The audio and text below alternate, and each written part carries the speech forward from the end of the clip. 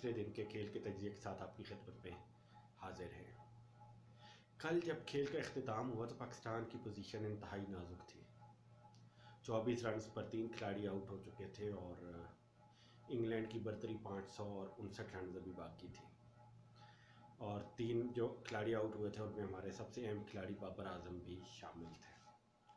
तो आज पाकिस्तान को लंबा खेलना था और ऑब्वियसली इस टेस्ट मैच में इसके अलावा पाकिस्तान का कोई चांस नहीं है कि लंबा खेला जाए और मैच बचाया जाए। सो आज जब खेल का अख्तिताम हुआ तो पाकिस्तान ने 273 रन बनाए और उसकी पहली इनिंग अख्तिताम पजीर हो गई और इंग्लैंड ने पाकिस्तान को फॉलो ऑन कर दिया। तो इस लिहाज से आज 249 रन पाकिस्तान ने बनाए 7 विकेटों के नुकसान पर। पाकिस्तान का आगाज़ आज अच्छा नहीं था। असद शफीक फ़ौरन ही आउट हो गए।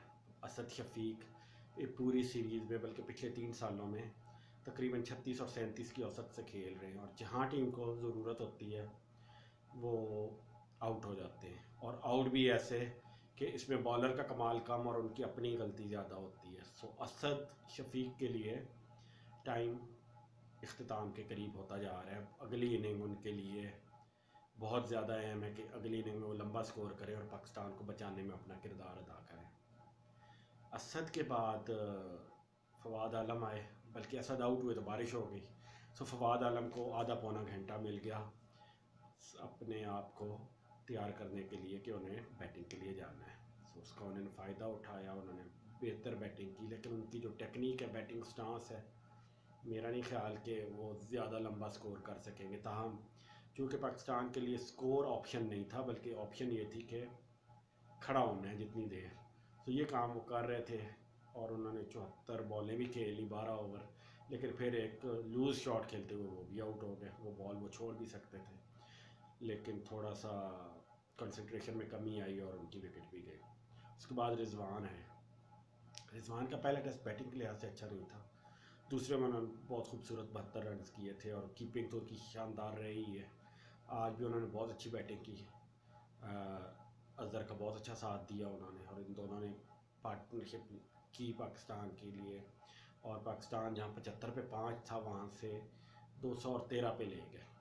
और इस खेल में रिजवान तो अपना नॉर्मल खेल खेलते रहे जबकि अजहर शुरू में बहुत स्ट्रगल कर रहे थे, लेकिन अजहर ने बताया कि आप विकेट की प्राइस लगाएं, सीधा खेलें तो आपको रन्स बनते हैं। मतलब अजहर ने पहली 100 बॉलों पे गालिबन 27 या 28 रन किए थे, लेकिन इसके बावजूद उन्होंने 203 या 4 बॉलों पे अपनी सेंचुरी बना ली। और यार टेस्ट मैच में अगर आप आराम से खेलें, टाइम लें, तो आपको टाइम मिलता है कि आप लॉस्ट मोमेंटम गेन कर सकते हैं। ये आज अजहर ने दिखाया और अजहर ने तकरीबन काफ़ी अरसे के बाद एक लंबी इनिंग खेली और एशिया में उनकी एशिया से बाहर उनकी ये 5वीं सेंचुरी है और इंग्लैंड में दूसरी सेंचुरी है। 2016 के बाद इंग्लैंड में पहली उनकी सेंचुरी है। सो अच्छी इनिंग थी, बहुत खूबसूरत इनिंग थी। शुरू में वो नर्वस थे, रोकते रहे, लेकिन फिर उन्होंने बहुत खूबसूरत और दीदा देव स्ट्रोक्स खेले और 213 तक ये दोनों ले गए।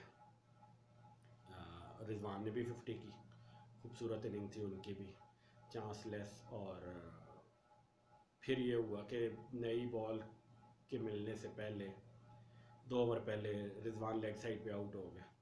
अगरचे उसे बैड लक ही कहा जा सकता है क्योंकि वो शॉट वो बनती थी और कीपर की इधर उधर से निकल जाती तो 4 हो जाते, लेकिन उस पर आउट हो गए। और पाकिस्तान की फिर बदकिस्मती का आगाज़ यूँ हुआ कि आगे नई बॉल आ रही थी। सो गालिबन 78वें ओवर में वो आउट हुआ और उसके 2 ओवर बाद नई बॉल थी और हमारी टेल एक्सपोज हो गई। और उसके बाद ये हुआ कि नई बॉल से कुछ 14-15 ओवर्स में पाकिस्तान की टीम आउट हो गई। 4 विकेटें हमारी गिर गई 13-14 ओवर्स में। वह हमारी 5 विकेटें 60 रन के दरमियान कोई 15-16 ओवर्स में गिरी हैं। अब ये टी तक पाकिस्तान की अच्छी पोजीशन हो गई थी और चांस था कि पाकिस्तान लंबा खेल ले, फॉलो ऑन बचा ले तो तकरीबन मैच बच सकता है, काफ़ी चांसेस हैं, लेकिन फॉलो ऑन पाकिस्तान नहीं बचा सका क्योंकि हमारी टेल जल्दी है। आप उसूली तौर पे आजकल की क्रिकेट में ऐसी टेल नहीं होती।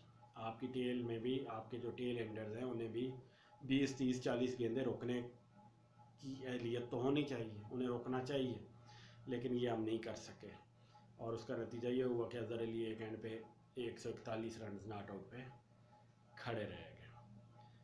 खैर, अज़हर अली ने बहुत खूबसूरत इनिंग खेली। एज अ कैप्टन उनकी पहली इनिंग्स थी मुनासिब, जिसे कि कप्तान वाली इनिंग कहा जा सकता है। प्रेशर में खेली, रन्स का भी प्रेशर था, अपनी कप्तानी का भी प्रेशर था। सो खूबसूरत इनिंग थी। और सबसे अहम चीज़ ये कि उन्हें आखिर में 2 चांस भी मिले, लेकिन वो नॉट आउट है। ठीक, उन्हें मतलब 2 कैच उन्होंने छोड़े इंग्लैंड के फील्डर्स ने, लेकिन 129 के बाद उन्हें चांस मिले। सो आप देख लें कि किस्मत भी चांस आपको तब देती है जब आप अपनी मेहनत कर रहे होते हैं, वरना जब वो आउट ऑफ फॉर्म थे तो उन्हें चांस नहीं मिल रहा था। अच्छा कैच पकड़ा जाता, कभी अंपायर्स कॉल पे वो आउट हो जाते, जो भी होता है। सो फॉर्म बहुत ज़रूरी है, और जब आपको अच्छी फॉर्म में हो, आप अच्छा खेलेंगे, तो फिर कुदरत भी आपका साथ देगी। वो कहते हैं ना, God helps those who help themselves, या फिर वो है कि fortune favours the brave. So ये सूरत हाल आज देखने को भी मिली। लेकिन अज़हर अली ने ये किया कि सेंचुरी के बाद भी वो खेलते रहे, उन्होंने विकेट की कीमत लगाई और आउट नहीं हुए। और कल वो ओपन भी करेंगे, क्योंकि फॉलो ऑन हुआ था तो वो ग्राउंड में गए थे, अगरचे कि पाकिस्तान की इनिंग्स शुरू नहीं हुई, लेकिन वो चूँकि ग्राउंड में जा चुके हैं। सो कल उन्होंने ओपन करना है। अब पाकिस्तान के पास 2 दिन है, और 2 दिन पाकिस्तान को लंबी बैटिंग करनी है। तरीका यही है जो अज़हर अली ने किया, ओवर बाय ओवर खेलें, कोशिश की ये ओवर गुजारा जाए। और अहम चीज़ ये है कि नई बॉल सेट बैट्समैन खेलें। ज़ाहिर है पहली नई बॉल तो सेट बैट्समैन नहीं खेलेंगे, दूसरी नई बॉल की बात कर रहा हूँ। और अगर हम वो गुजार लें, फिर पाकिस्तान के पास कोई चांस बन सकता है कि मैच बचा ले। बारिश के भी इम्कान कल तो नहीं है, परसों हैं। सो पाकिस्तान को एहतियात के साथ, सुकून के साथ, और अज़हर अली ने जिस तरह बैटिंग की, इसको सामने रखते हुए खेलना चाहिए। अब पाकिस्तान का आज भी मसला ये था कि पाकिस्तान के 2 प्लेयर्स, एक ने सेंचुरी की, अच्छी लंबी सेंचुरी की, और एक रिजवान जो 50 के फ़ौरन बाद ही आउट हो गए, 53 रन उन्होंने किए। हमारे बाकी प्लेयर्स ने कोई स्कोर नहीं किया। 21 फवाद आलम और 20 यासिर शाह ने किए। सो हमारे मेन बैट्समैन बाबर आजम भी मुश्किल डबल फिगर में गए 11, और बाकी ओपनर्स दोनों और असद शफीक ये बिल्कुल मामूली स्कोर पे 3-4 रन बना के आउट हो गए। तो ऐसे नहीं, मैच बचाना है तो बेशक रन करें ना करें, 70, 80, 100, 150 बॉलें खेलनी हर बंदे ने, तभी मैच बचेगा। सो तरीका यही होना है। और जो 80-100 बॉलें खेले, उसका आगे काम है 200 की तरफ जाए, 150 की तरफ 200, 250 बॉलें खेले। तो यही पाकिस्तान के पास चांस है कि अज़हर अली की तरह, जिस तरह आज उन्होंने तकरीबन 47-48 ओवर खेले, 290 बॉलें उन्होंने खेली हैं, 290 से ज़ायद। सो इस तरह की आप 2-3 बैट्समैन और बैटिंग करेंगे तो पाकिस्तान ये मैच बचा सकता है। अब अज़हर अली भी आउट ऑफ फॉर्म थे, अगर वो बैटिंग कर सकते हैं तो बाकी खिलाड़ी भी बैटिंग कर सकते हैं। सो सूरत हाल मुश्किल ज़रूर है, लेकिन नामुमकिन नहीं है। सो उम्मीद है इंशाल्लाह कल पाकिस्तानी बैट्समैन ज़िम्मेदारी का मुजाहरा करेंगे। अच्छी बॉल पे आउट हो जाए कोई मसला नहीं है, लेकिन विकेट थ्रो नहीं करनी। सो अगर इस चीज़ को जहन में रखेंगे तो उम्मीद है पाकिस्तान कल का दिन खेलेगा और अच्छा खेल लेगा। अगर पाकिस्तान 3-4 विकेटों पे कल का दिन गुजार सकता है तो उम्मीद है कि मैच ड्रा होने के इम्कान बढ़ जाएंगे। इंशाल्लाह कल आपकी खिदमत में हाजिर होंगे। अस्सलाम वालेकुम।